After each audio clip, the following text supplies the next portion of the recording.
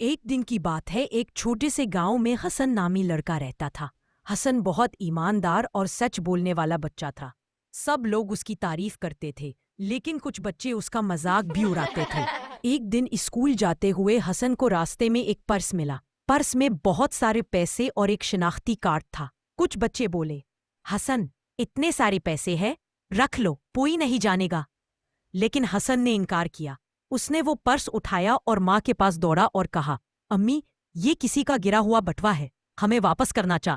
अम्मी ने शिनाख्ती कार्ड से मालिक का पता लगाया और वो शख्स आकर अपना पर्स ले गया। वो बहुत अमीर और मशहूर बिजनेसमैन था। उसने हसन की ईमानदारी से बहुत मुतासिर होकर ऐलान किया, हम इस बच्चे को उसकी ईमानदारी के इनाम के तौर पर एक खास तोहफा देना चाहते हैं।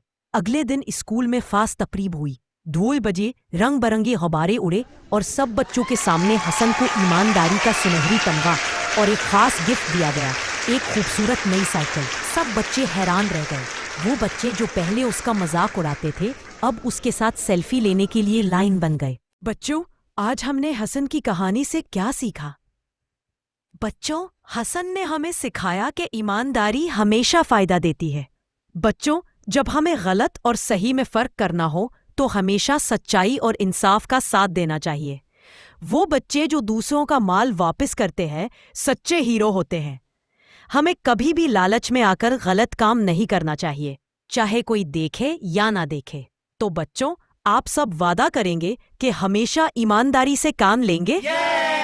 शाबाश, यही तो है हमारे असल हीरो।